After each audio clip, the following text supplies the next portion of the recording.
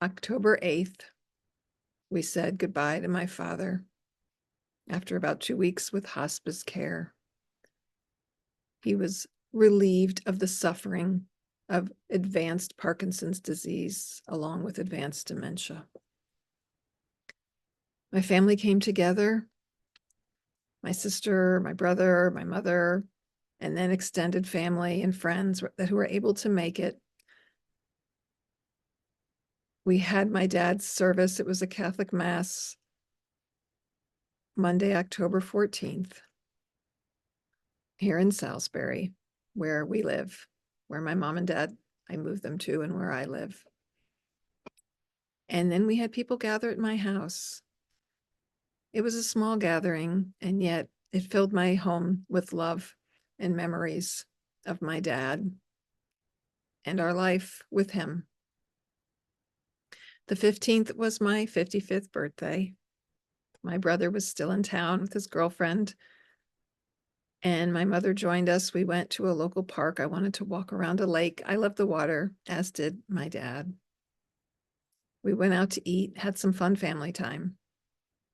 On the 16th of October, my sister came back down, and along with my brother, my mom, and my brother's girlfriend, we drove my dad's ashes from Salisbury down to South Charlotte for the columbarium, which my parents had picked out together. It's like a mausoleum. It's a place outside that's a sealed area for ashes. And the fact that they had picked it out together, and she shared stories of how he picked out the spot because you could see the fountain. It's kind of a large pond with the fountain nearby. We had a nice time together, a nice goodbye to my dad. My sister played eagle sounds on her phone. My father loved birds and eagles, and with his golfing, he once got a double eagle.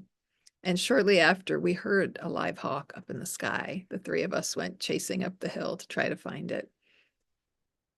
We joked about putting donuts in with his ashes because my dad loves sweets. And if they were serving donuts at the church, he certainly would partake. And as we waited to meet up with the people there were some donuts nearby. We spent time together afterwards, sharing a wonderful gluten-free vegan organic meal. And I brought my brother and his girlfriend to the airport and brought my mom back home.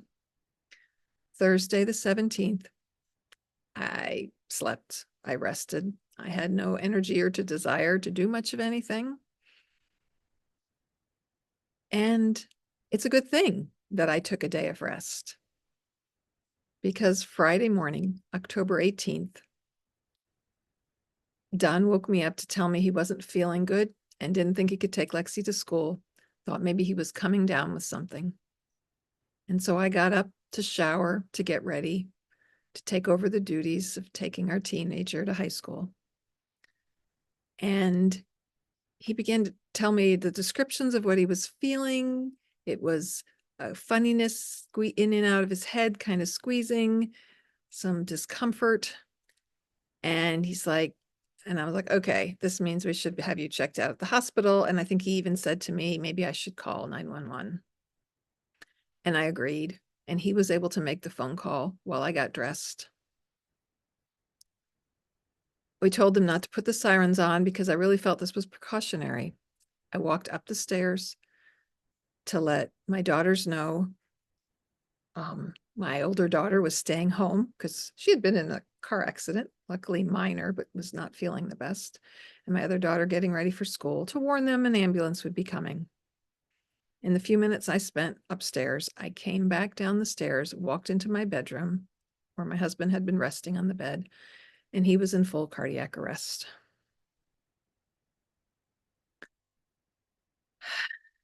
I was frantic. I'm going to tap as I talk about this.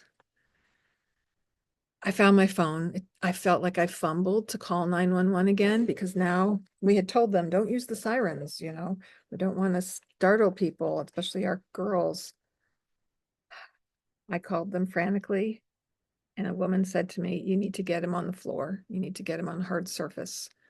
And our bed sits up kind of high with a nice cushion top, and I'm looking at him on the bed, non-responsive, barely breathing, in the floor. And she said this to me more than once. And eventually I grabbed the bottom of his legs and pulled him down. His bottom went thud, and then his head went thud on our wood floor. I need to tap through that. Dawn is sitting right here with me as I tell this story.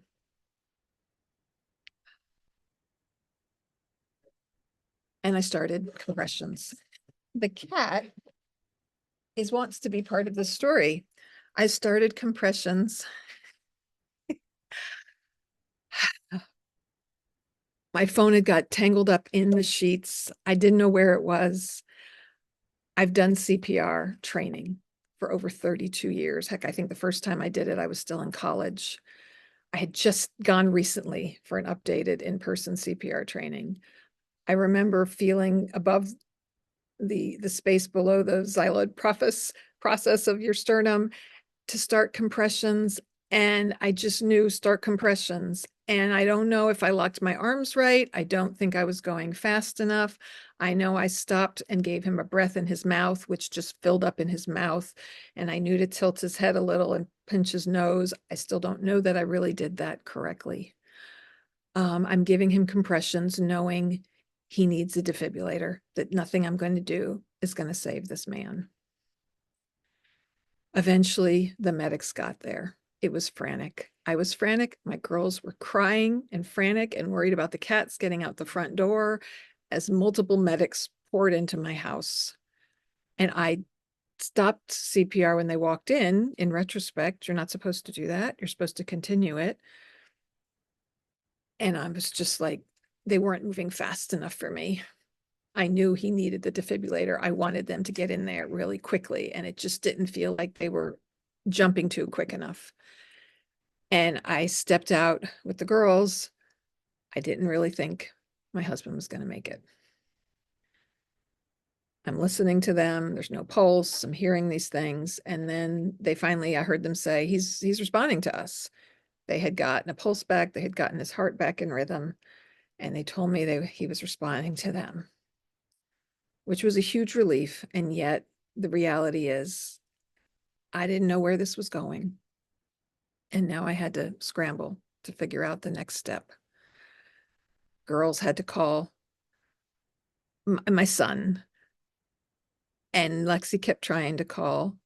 You know, this is 7:30 in the morning, and my son was in the shower, and he realized, okay, Lexi doesn't usually call. She called once, she called twice, she called a third time. He's jumping out of the shower to find out what's going on, and he's got to act quick and get dressed despite having soap in his hair to come up. He lives 15 minutes from us. But this is what we do as a family. We come together and support each other. And unfortunately, this was not our first rodeo. Hello. This is Gina with Focused Healthy Family. Don is sitting on the other side of the screen with me. He is still here. This is podcast number 139. October 24th, which is the day we normally would have aired it. I have a good excuse. And yet we both feel the importance of our business continuing. Today we're talking about what I call a triple whammy: bereavement and heart attack and stroke. Oh my. So today we're talking about life experiences, because things happen. Things happen unexpectedly. Things happen that cannot be predicted. A young, healthy 52-year-old can have a massive, nearly fatal heart attack with no known issues of heart disease, no drinking, no smoking, eating relatively healthy, not overweight. And a 66-year-old man who 5 years ago had a triple bypass and was told he had 20 years to go on those veins and arteries that were replaced can have a heart attack in the fourth artery that they didn't bypass, causing 100% blockage. So you can have a heart attack that restricts blood flow to your heart, causes the symptoms, and then the blockage resides. and the person doesn't go into full cardiac arrest. My husband's heart attacks involved full cardiac arrest both times. The only time there wasn't a heart attack was when he had the bypass. That was more preventative. And yet it's still a triple whammy going through this experience. The first time I had a 2-year-old, we had a 2-year-old, a 9-year-old, and a 13-year-old. And our 13-year-old son quickly became a man and stepped up caring for his family. And this time we have a 15-year-old in high school, a 22-year-old living at home but working full time, and our 26-year-old son who lives 15 minutes away in his own home. There are so many things I am grateful for in this moment as I think about this. Just months ago, I had moved both my parents to live very close to me, to move my dad into memory care assisted living because it was very taxing on my mother. His care had gotten to be extensive and it was wearing on her, and moved her to independent living where she lives in a continuous care community where if she needs extra help, it's there. And yet she has freedom and independence, people around her that she lives with in an apartment of her own space with meals provided for her, less responsibility, but support, exercise classes, things she needs right there on campus, a mile from my house. We say goodbye to my father, literally wrap things up, have a day of rest, and my husband's heart fails him. His arteries failed him. He has heart disease due in part to mostly genetic factors and likely stress. He's not overweight. He's never been overweight. He's never smoked. He almost never has drank since his first heart attack, but even then, it was very rare. Sure, when he was younger, he enjoyed some alcohol and maybe some other things, very minor things. We'd been eating healthy. We were vegetarians for a while. Not that that's going to prevent heart disease. I have to throw this out there. You need to do some research if you're concerned about heart disease, if you're buying into the belief that fats cause cholesterol problems. Good saturated fat is good for us. Refined oils, refined sugars, refined flours, refined foods are what causes the problem. There's a cardiologist retired who speaks about this, and there's other information, and we can discuss that in another podcast. I just want to wake people up to these facts. Things like canola oil, soybean oil, polyunsaturated oils. Don't use margarine. Those things are not good for us. Saturated fat does not cause the problem. And so his heart failed him. And thanks to modern medicine, things like quick response. We live in the city limits. We live pretty close to a fire station. My daughter said the ambulance actually showed up first. A lot of times it's a fire truck who comes. I know when we lived in Mecklenburg County, the Minto Fire Station, I was told all their firefighters were also medics, which is very handy. He needed that defibrillator. He needed it fast to minimize the damage going on in his heart and his brain. When your heart is not pumping, your blood is not getting oxygen to your brain doesn't get oxygen and blood, it starts to die. And sometimes that damage is irreversible. I know this. I've worked in stroke and brain injury rehab. That was where I started my career as an occupational therapist in acute care hospital rehabilitation facility in 1992, when if you had anything like this, you went to the acute rehab hospital from your hospital stay. I worked with a young man, probably in his 40s, maybe early 50s, who had a heart attack, and he came there for his rehab, even though he was walking and moving.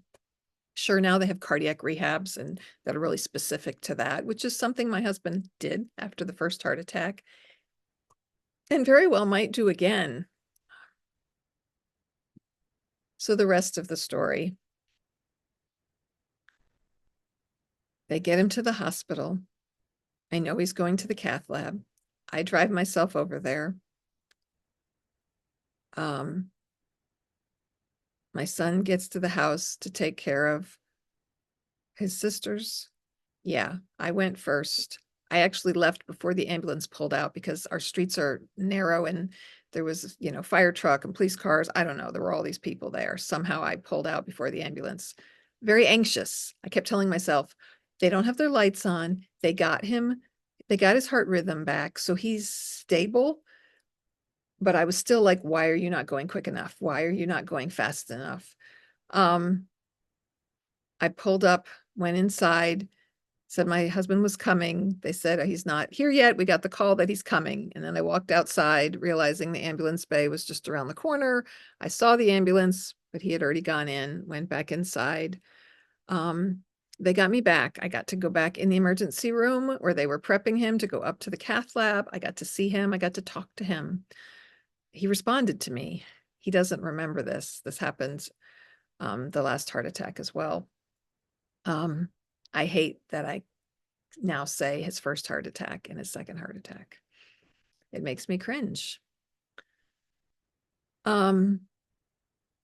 There I am in the cath lab telling I love him, telling him he had a heart attack. He's going to the cath lab. Magically, they send in a chaplain and a patient advocate.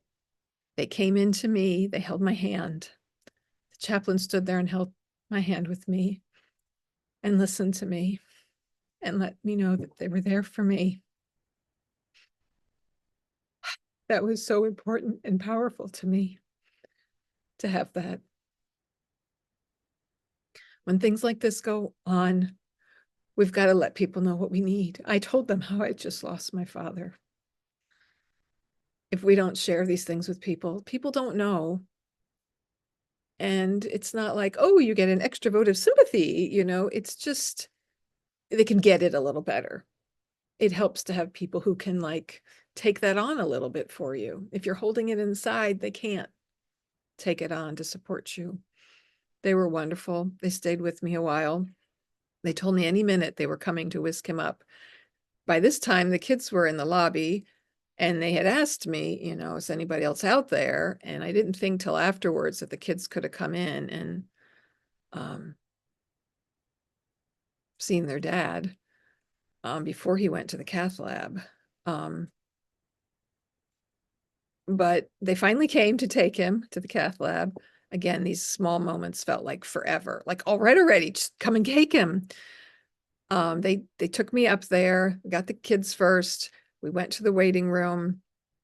And luckily the cath lab was on one side of the waiting room and the unit, the cardiac, whatever it's called, critical care unit, intensive care unit, it has different names, was on the other side of the waiting area. So we went in the waiting area. They told me it'd be about an hour and a half. I reached out to friends and family. I let them know what was going on. I started text threads of groups of people to let them know. It's a good way to get the word out. It's a good way to get support because I learned to ask for help the first time my husband had a heart attack in 2011. Because our people will come to us and help us when things happen. And we need that. A good friend who we chat on Facebook, and when something happens in our lives, we used to see each other at least once a week when our kids were growing up together in our homeschool group together. Hadn't seen them in a while in person, except when their daughter got married last fall. She volunteers to come out. This is in the morning, wakes up her daughter, who's a nurse tech and works in a hospital night shifts. She agrees to come out to sit with us while we're waiting in the waiting room, that long wait in the waiting room while he's in the cath lab. I felt this the first time, not knowing what the outcome would be. Not knowing what damage had been done to both his brain and his heart. the longer it got, I told myself, this is good news. It means they're working on it. Because I knew the reality that they could come out and say, I'm sorry, we did everything we could. As I told many of the people in the hospital there, I know too much. I let everybody know I'm an occupational therapist. The first time when he had his heart attack, this very kind, well-meaning nurse said to me, your husband is very sick. And I'm like, what the F, lady? He's not sick. He's had a massive heart attack with cardiac arrest. His arteries are blocked and he can't get oxygen to his brain. Although when you let them know you work in healthcare, then you run the risk of them starting to share information that's like, whoa, slow down, educate me a little more.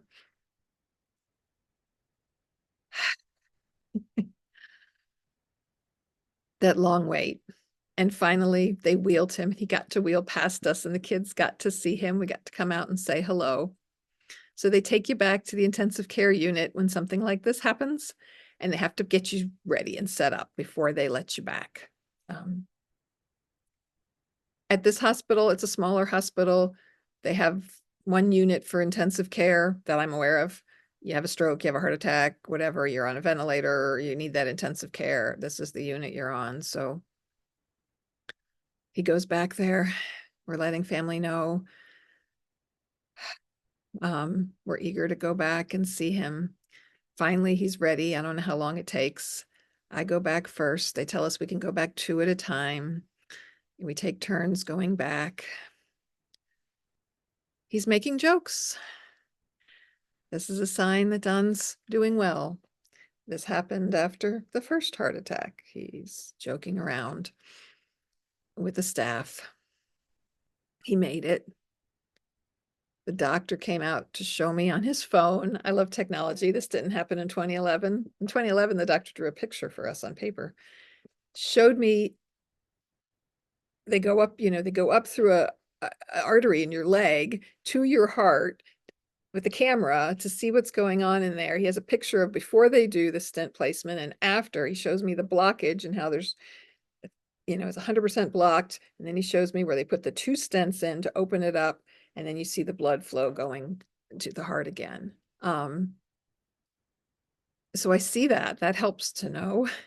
And then I get to see him. And yet I know we're also still in recovery for 24 hours.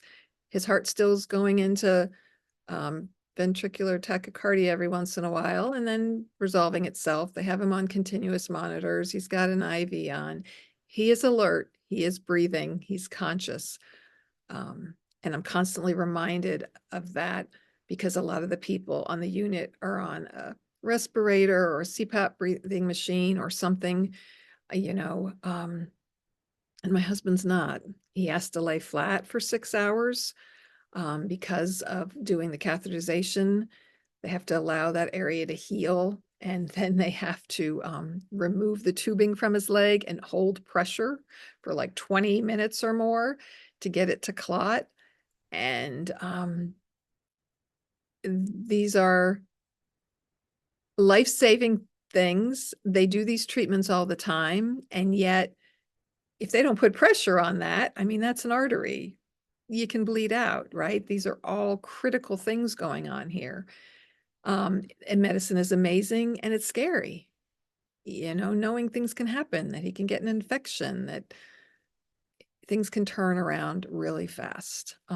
Every time I do an evaluation at the rehab places, I read the hospital discharge summary. I read the reports of things that happen, the complications that ensue, the people who go in with one thing and wind up there 10 days, 30 days, sometimes longer with different complications. There are so many risks. This is why they've learned it's better to get people out of the hospital quickly. They even treat you now under your nose for MRSA just because it's so common infection. It's a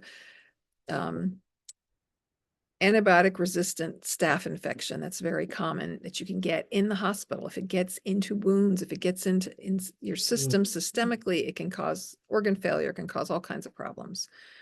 So, there's all these risk factors going on top of the fact that his heart function is compromised.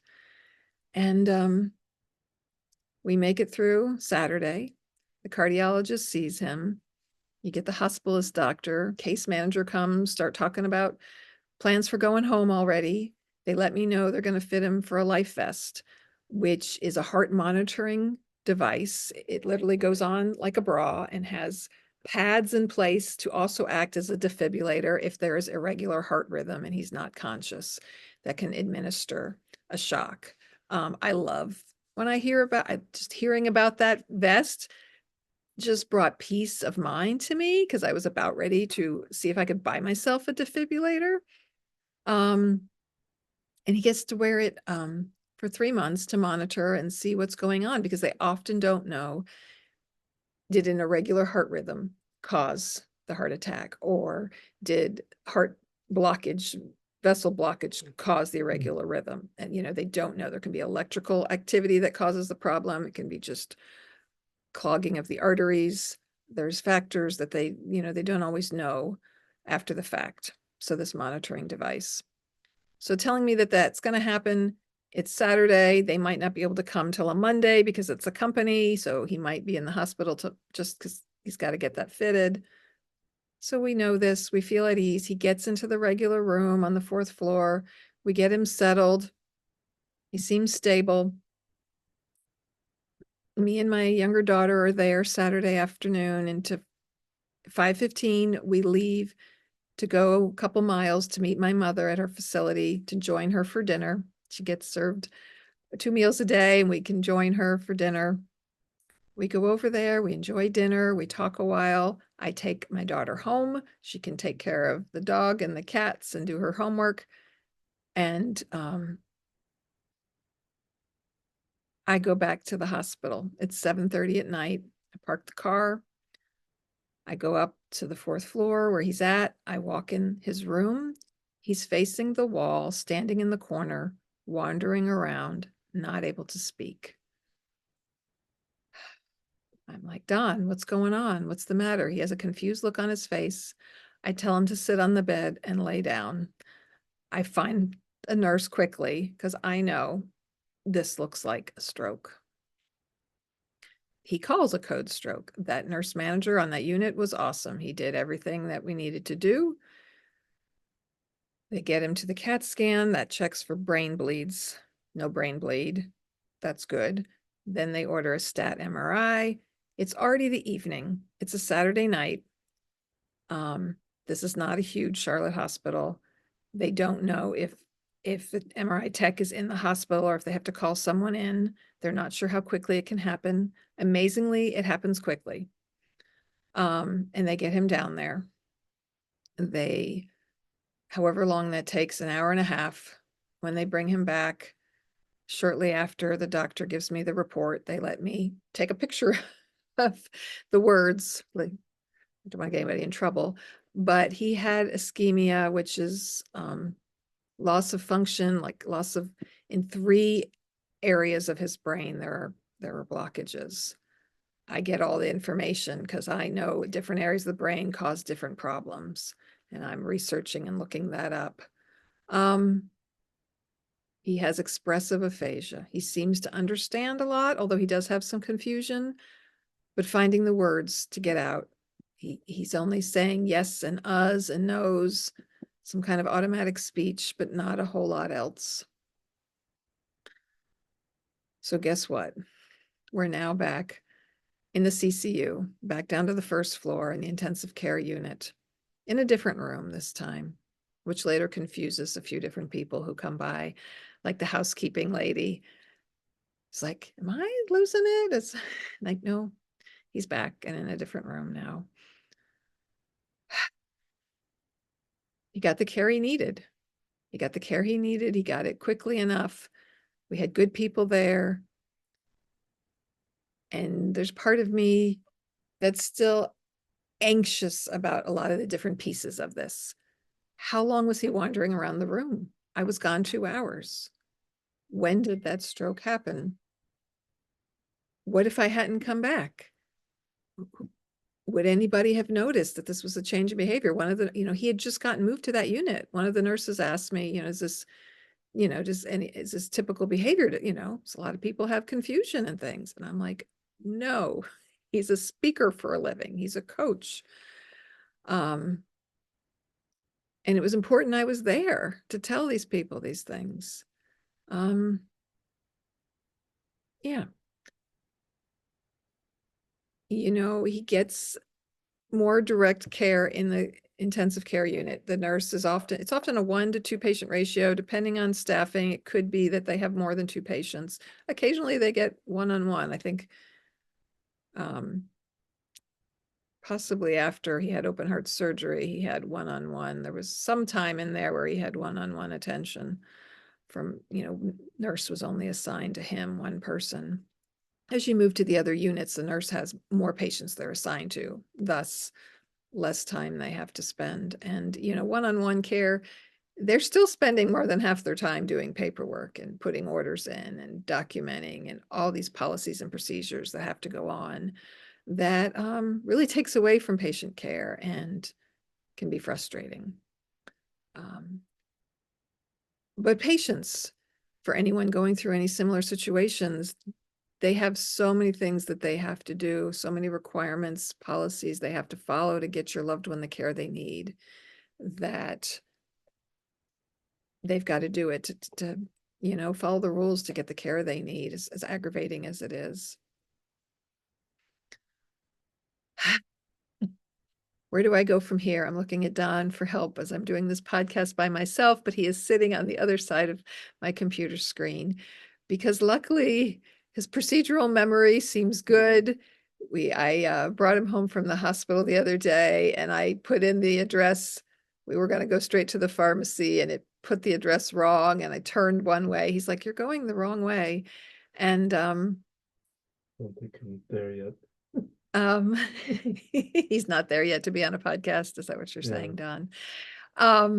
But his, sense of direction is intact, right? There are areas that are fully functioning in his brain. I said, "Okay, we're good. I still have a problem with direction. You have good problem.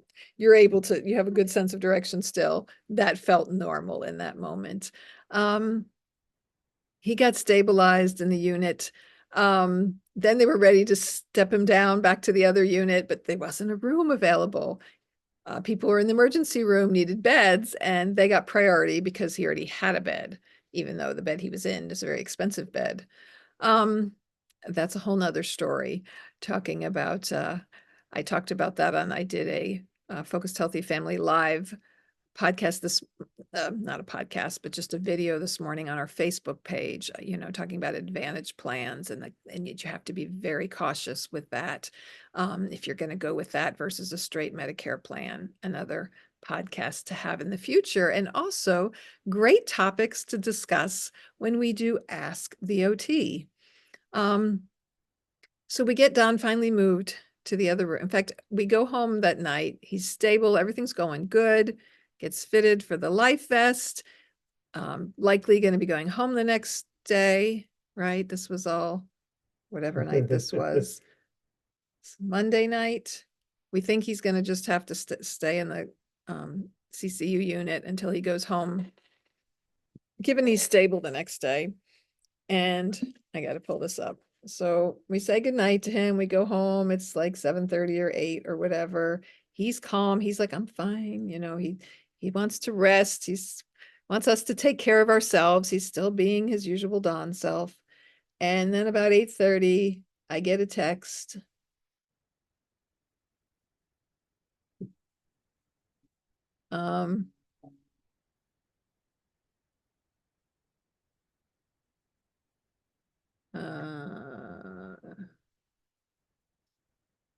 Wait a minute.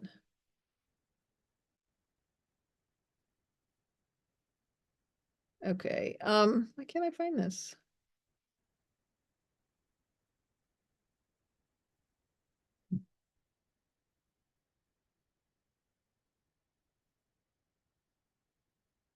Okay. Yeah, the first time Don texted me was Tuesday morning. I got a text, "Good morning." That was the first time he had texted since everything had gone down on Friday. I said, "How did you sleep?" He said, "Good." Glad to hear that. He says, "Doing we with my word." And then, "How did you the vote thing with you were visit with the dentist. I had a visit with the dentist, but we were working to get him an absentee ballot. Um, okay. And then later, it was Tuesday night when we had gone home. He's comfortable thinking he's stuck in the CCU till he leaves. And at 8:25, I get a text, at just into a room. I respond, you got moved into a regular room? Yes. He's really good with yes, no. I say nice. I say, what room number? He says 430. No more text. I go the next morning. I get there early to talk to doctors. I go on the unit. I walk past room 430. The door's closed. I'm like, I'm going to go to the nurse's station and confirm, because he was improving with his language and being able to repeat words and identify objects, yet numbers were still struggling quite a bit. So I said, I'm not going to take a chance and open the door of some stranger. I go to the nurse's station. My husband's been put on this unit. Da da da da da da. He's in room 430. He got the numbers right. Yay. I go in there to see him.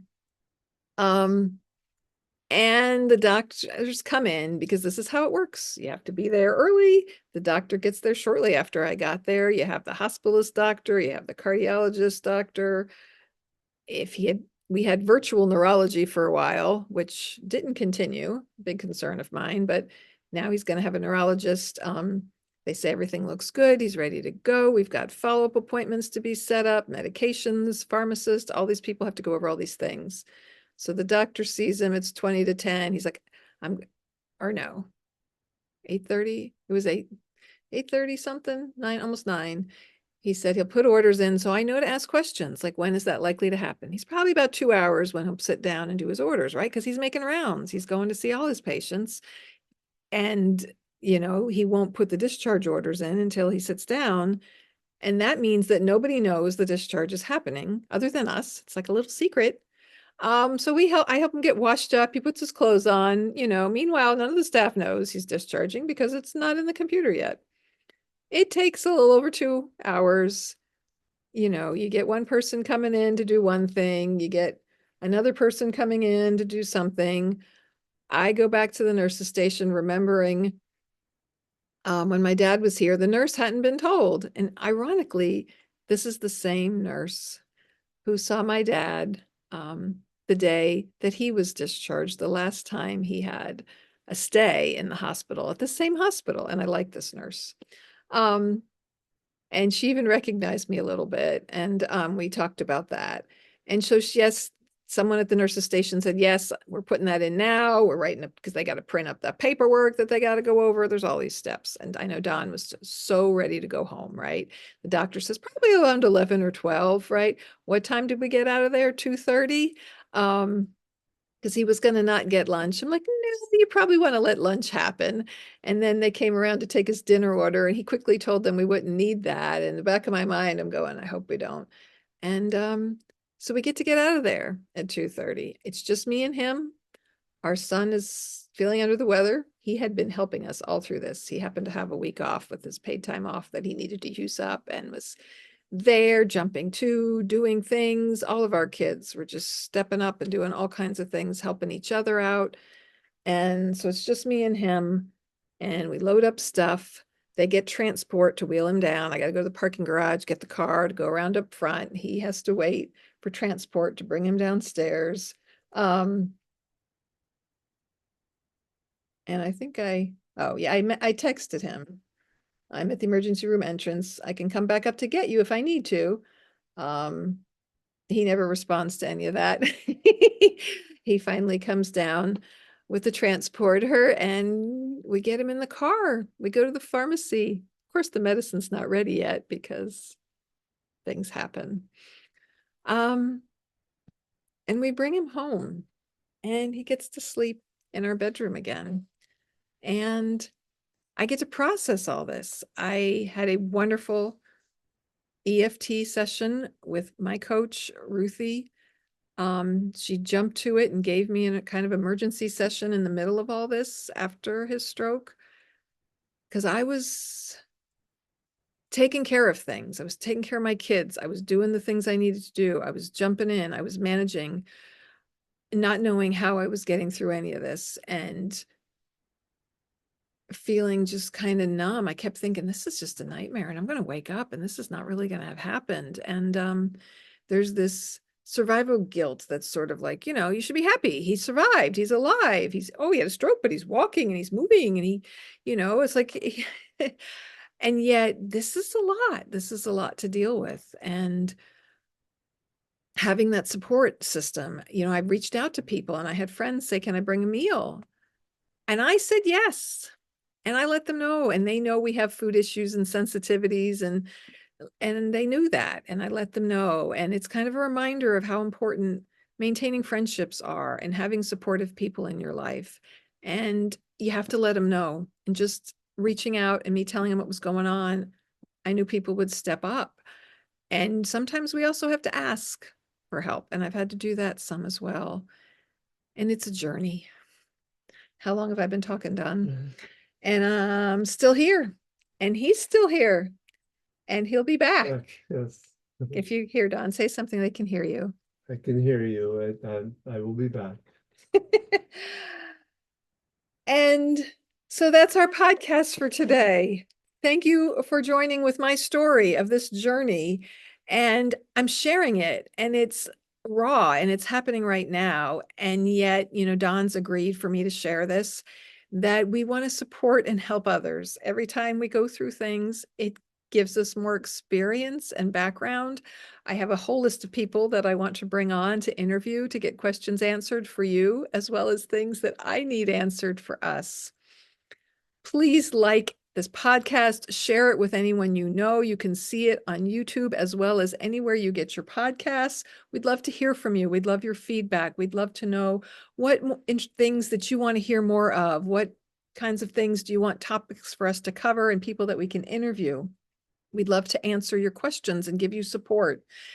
You can reach out. We will resume Ask the OT in November. Again, apologies for missing the last two Ask the OTs.